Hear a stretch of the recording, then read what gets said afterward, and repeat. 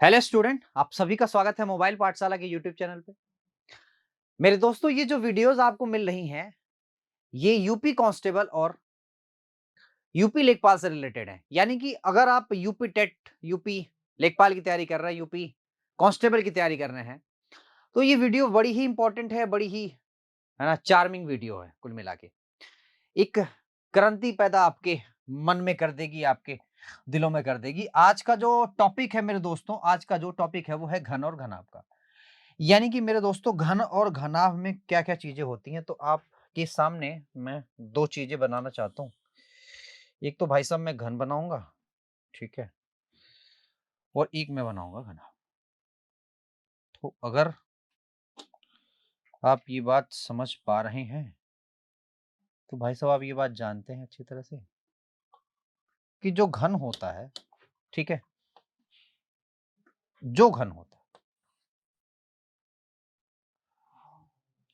उसकी लंबाई, चौड़ाई और ऊँचाई जो है, वो बराबर होती है। यानी कि अगर आप कहेंगे सर जी, ये क्या चीज़ है?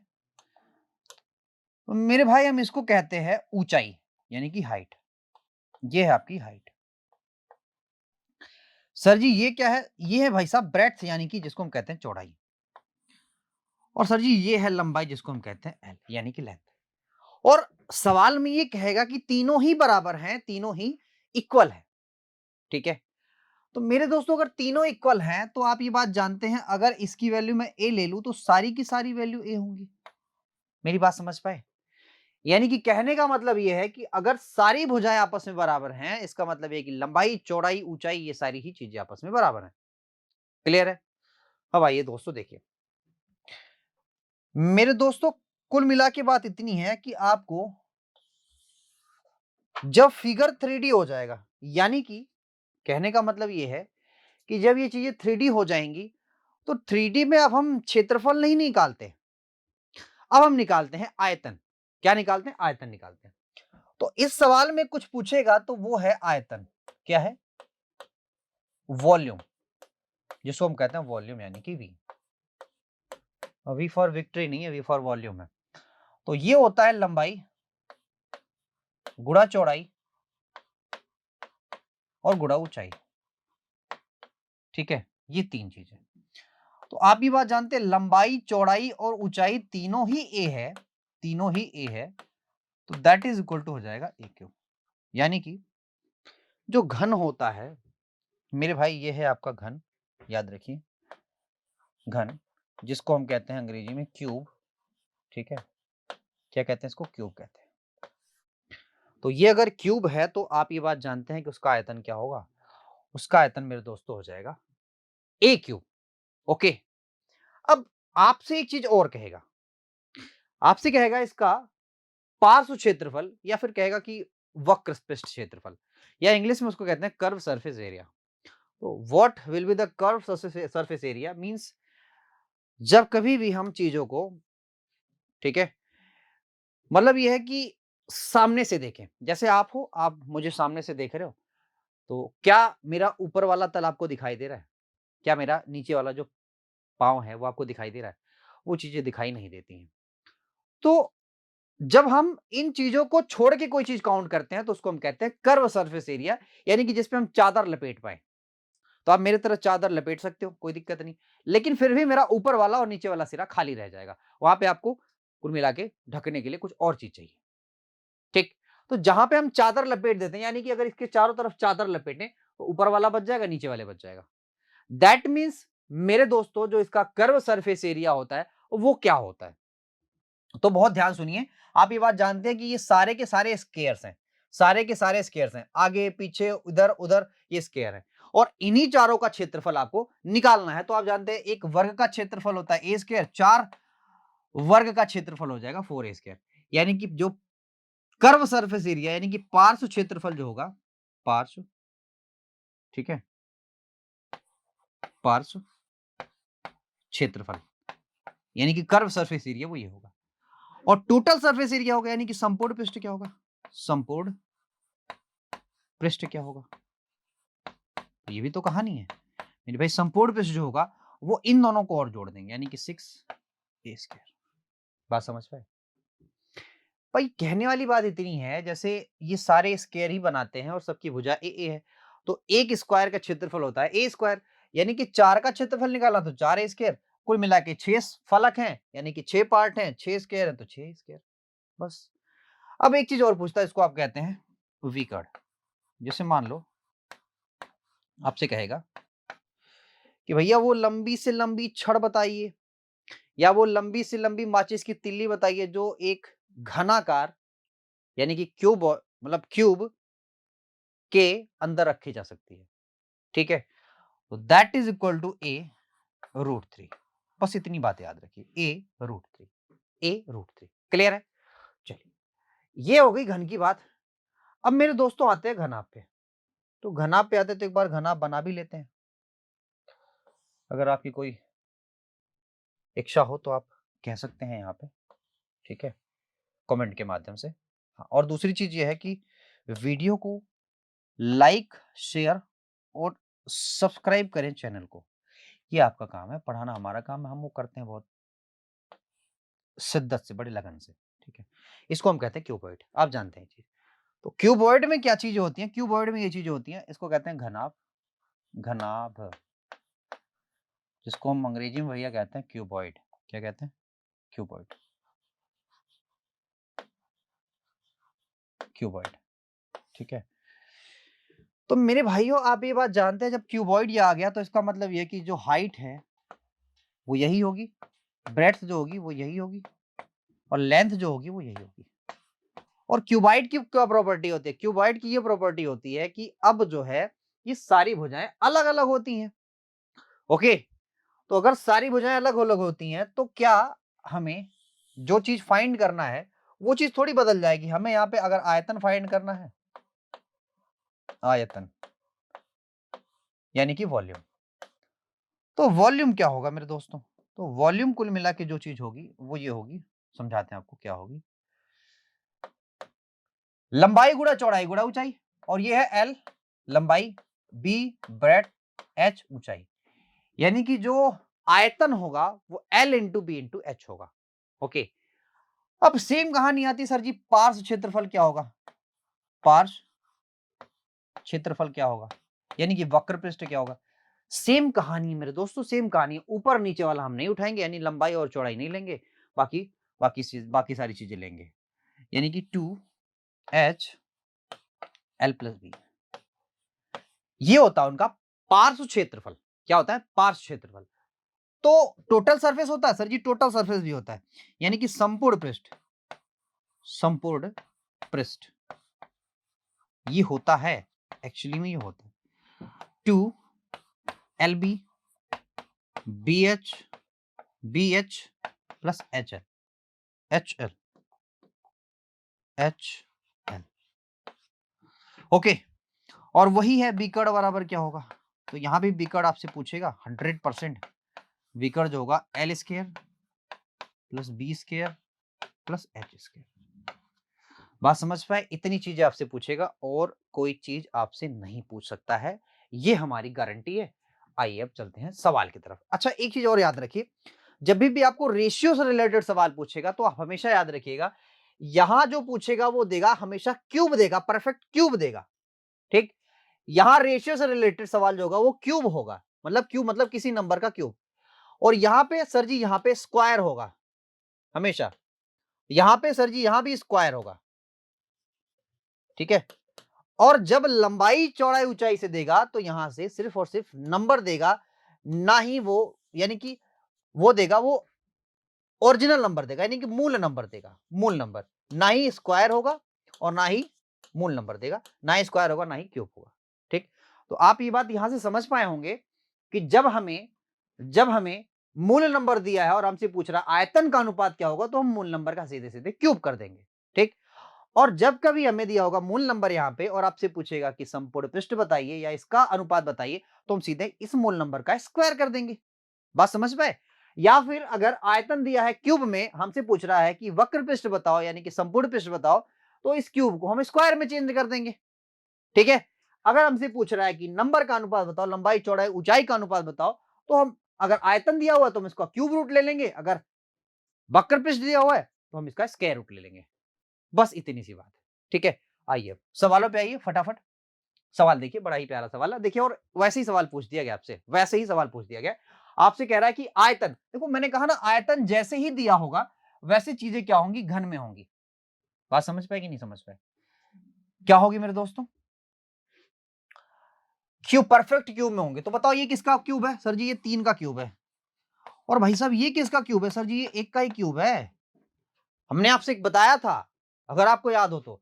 अगर भुजाओं का अनुपात पूछा है तो क्यूब रूट ले लो, हमने कहा ना क्यूब रूट ले लो, क्यूब रूट ले लो मेरे दोस्तों। तो ये हो जाएगा 3 और ये हो जाएगा 1। बात समझे कि नहीं समझे बताइए मुझे। क्लियर है भाई? 3 और 1 का अनुपात, 3 और 1 का अनुपात, ठीक। चलिए नेक्स्ट, अगला। देखिए यहां भी वही चीज है, अगर आप समझ पाए तो। कह रहा है कि किसी घनाभ के भुजाओं का अनुपात क्या है? 1, 2 और 3 है। इसका पृष्ठीय क्षेत्रफल मेरे दोस्तों है 88 है। कह रहा है कि घनाभ का आयतन ज्ञात करिए, घनाभ का आयतन ज्ञात करिए। तो मेरे भाई आयतन ज्ञात करना, तो आप ये बात जानते हैं कि पृष्ठीय क्षेत्रफल की अगर बात कर रहा है वो, तो मेरे दोस्तों पृष्ठीय क्षेत्रफल होता है, अच्छा घनाभ का पृष्ठीय क्षेत्रफल, तो L into B, B into H, H into L, और उनका 2 गुना।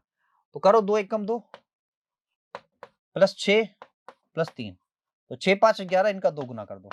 आप जानते हैं ना बात। और याद रखो इन सभी के बीच x x है, इसका मतलब ये कि टोटल का x स्क्वायर भी होगा, दैट इज इक्वल टू 88। यहां हो जाएगा 22 x square, that is equal to 88। 22 चौके 88, x की वैल्यू हो जाएगी 4, मतलब रूट की 4, that is 2, that is 2, that is 2।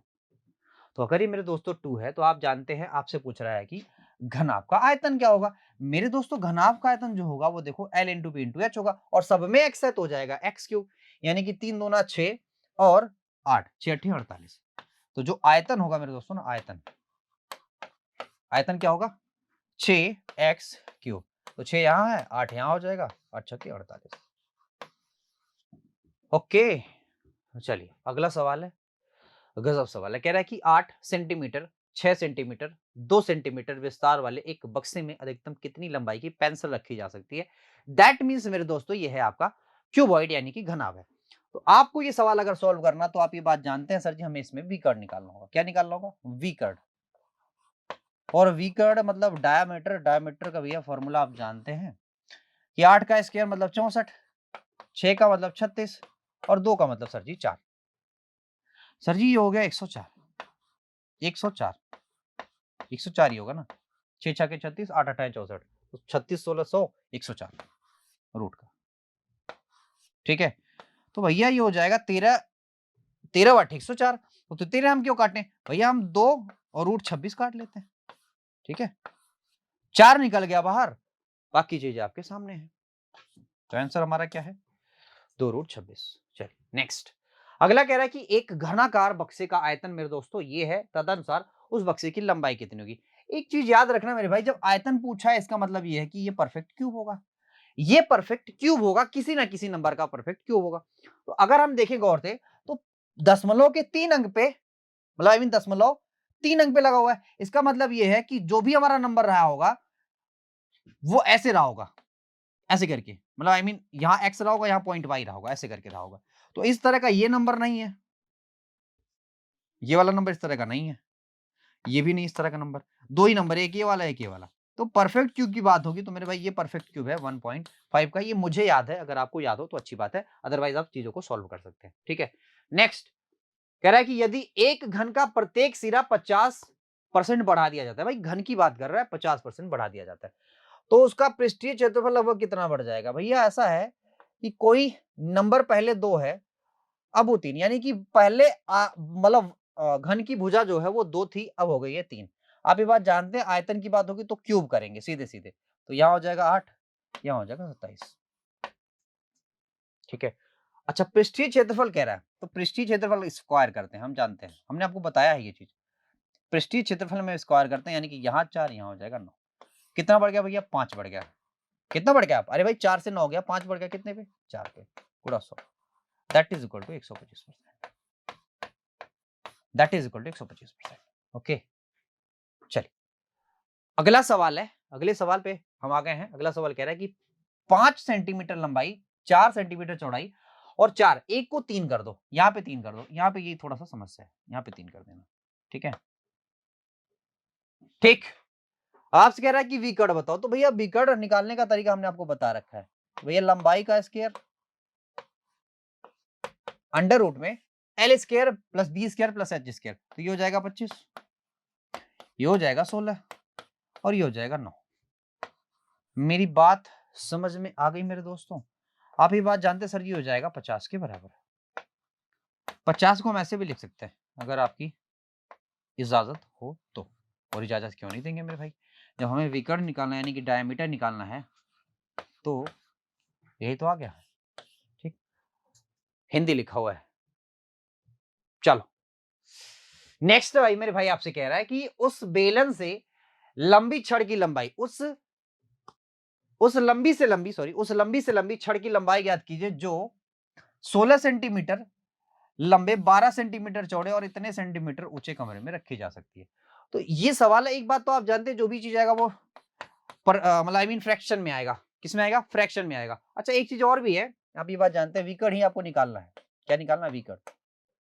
पहले तो आप एलिमिनेट कर दिए, 2 ऑप्शन आपके खत्म हो गए। अगर आप तुक्का भी मारना चाहते तो इनमें से एक लगा दोगे तो भी आपका सही हो जाएगा। ये तुक्के की बारी आ गई भाई, 2 में अगर एक लगाना है तो एक सही एक गलत, यानी यहाँ पे आपके गलत होने के चांसेस 50% है और सही होने के चांसेस भी 50% है। तो तुक्का लगाने में आप यहाँ पे मार सकते हैं, कोई दिक्कत नहीं है। हो सकता है मे बी आपका अगर किस्मत अच्छी है सही भी हो सकता है, किस्मत बहुत खराब है तो गलत, मतलब 50-50 चांस है। लेकिन अगर 4 होता तो आपका 1/4% चांस होता कि आप सही होंगे और 3/4% चांस होता कि मेरे भाई आपका आंसर गलत हो सकता था। ठीक है, चलिए।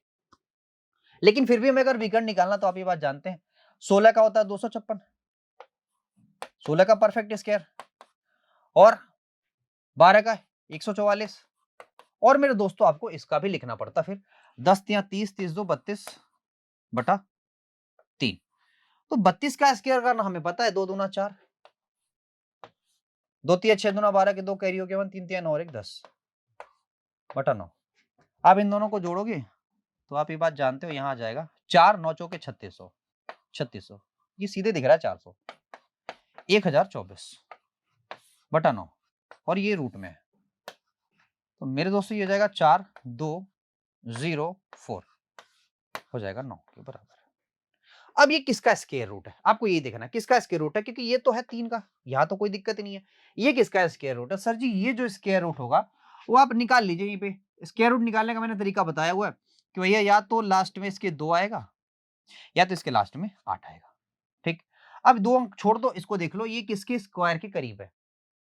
तो सर जी आप कहेंगे ये है करीब 6 के स्क्वायर के, तो या तो ये 62 का होगा या तो ये 68 का होगा। ठीक है, यही तो हो सकता, बाकी कुछ हो ही नहीं सकता। बीच में आता है 65, 65 यानी कि 6 पंजे हो जाएगा 30, 6 सत्ते हो जाएगा 42, तो 68 का तो होगा ही नहीं, सीधे सीधे 62 का होगा। यानी कि ये 62 का स्क्वायर है, इसका मतलब ये हो जाएगा 62/3। तो 62/3 का मतलब क्या होता है? 22 3 66, अरे 3 से देखो, 3 1 कम 3, 3 दूना 6, ठीक, 3 दूना 6, 68 होगा क्या? देखना जरा, 6 सत्ते 42, 68, मैंने कहा 68, तो 65 का क्या निकालो आप, सीधे सीधे स्क्वायर रूट निकालो, तो हो जाएगा 5 25 25 और 6 सत्ते 42, यानी कि तो सीधी सीधी बात है कि ये वाला छोटा है, इसका मतलब 62/3 आएगा। 62/3 का मतलब क्या? 3 से अगर काटेंगे 3 दूना 6, ठीक है, 0 हुआ और 2/3। तो करेक्शन थोड़ा सा कर लेना मेरे भाई, करेक्शन थोड़ा सा कर लेना, ठीक है। आंसर आपका यही आएगा, यानी कि 20 सही 2/3। तो यहाँ पे कोई भी कर लो, एक 20 सही 2/3 कर लेना, 20 सही 2/3 कर लेना मेरे भाई, ठीक है। आंसर में थोड़ा समस्या थी, 20 सही 2/3। चलो नेक्स्ट, कह रहा है यदि एक घन का विकर्ण मेरे भाई कितना है? √12 है। तो घन की बात कर रहे हो तो आप जानते हो सर जी, इसको आप लिख सकते हो 4 गुणा 3, और आप में इतनी समझदारी हो तो आप ये भी कर सकते हैं, दैट इज इक्वल टू विकर्ण। तो आप ये बात जानते हो कि विकर्ण का जो फार्मूला होता है वो क्या होता है? घन के विकर्ण का फार्मूला a√3। अब 2 √3 के बराबर कर देंगे, √3 से √3 गया, a की वैल्यू मेरे भाई आ जाएगी 2 के बराबर। यानी कि भुजा की वैल्यू कितनी है? a है। तो आपसे पूछ रहा आयतन, तो भैया आयतन a³ होता है, यानी कि 2 दूना 4 दूना 8। ठीक, चलिए अगला मेरे भाई कह रहा है आपसे कि 15 सेंटीमीटर भुजा वाले किसी घन में से 3 सेंटीमीटर भुजा वाले कुल कितने घन काटे जा सकते हैं। इस सवाल में आपको कुछ नहीं करना, सीधे सीधे आपको इससे डिवाइड कर देना। तो यहां आया 5, अब कुछ नहीं 5 का क्यूब कर देना है, तो 5 पचे 25 पंजे 125। सीधा इस सवाल का जवाब था, उसमें कोई दिक्कत नहीं। चलो नेक्स्ट। हाँ, इस सवाल को तो मैंने बताया है, आप जानते हैं कि भैया अगर आयतन परफेक्ट क्यूब है तो भैया ये बताओ कि संपूर्ण पृष्ठ का क्षेत्रफल, क्षेत्रफल क्या होगा, परफेक्ट स्क्वायर होगा। तो परफेक्ट स्क्वायर में देखो क्या है सर जी, यही है, एक तुक्का भी मार दोगे, आंख बंद करके भी मार दोगे तो ही चल जाएगा। लेकिन फिर भी अगर आप जानना चाहते हैं तो ये देख लीजिए मेरे भाई, इसको हम अगर नंबर में ले जाएंगे तो ये 3 का परफेक्ट क्यूब है और ये 4 का परफेक्ट क्यूब है, तो ये हो गया नंबर्स। आपको पता है अगर आपको क्षेत्रफल चाहिए तो आप स्क्वायर कर दो, यानी कि 3 3 9 4 चौके 16। तो आंखियां बंद करके अगर मार दिए होते तो भी ये सवाल सही हो जाता, अदरवाइज तो आप जानते हो। अगला देखो, अगला सवाल क्या है, उस लंबी से लंबी छड़ की लंबाई ज्ञात करो जो 10 मीटर लंबी, 6 मीटर चौड़ी और 4 मीटर ऊंचाई वाले हाल में रखी जा सकती है। तो यहां भी आपको विकर्ण ही निकालना है, विकर्ण। तो विकर्ण का जो फार्मूला है वो है 10 दाई में 100 36 प्लस 16। तो भैया यहां से अगर आप करोगे तो 152 आ जाएगा, है ना, 152। ठीक। तो सर जी आप ये भी जानते हो कि यहां हो जाएगा 4 गुणा 38, ये भी कर सकते हो। तो 4 को अब ऐसे, है ना, ऐसे भी तो कर सकते हो, 2√38। तो 2√38 क्या है आपका सही सही आंसर है, 2√38 आपका सही सही आंसर है। चलिए, ये अगला सवाल है और आज का ये लास्ट सवाल भी है, ठीक है।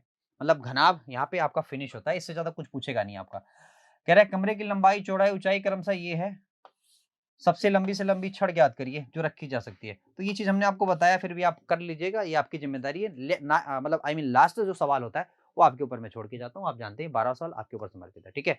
तो आप सभी लोग इसका आंसर कमेंट बॉक्स में जरूर दीजिएगा, ठीक। लगाइएगा, पढ़िएगा, मेहनत से पढ़िए, साथ साथ वीडियो को शेयर करिए, चैनल सब्सक्राइब करिए, लाइक करिए, कमेंट करिए। Thank you very much.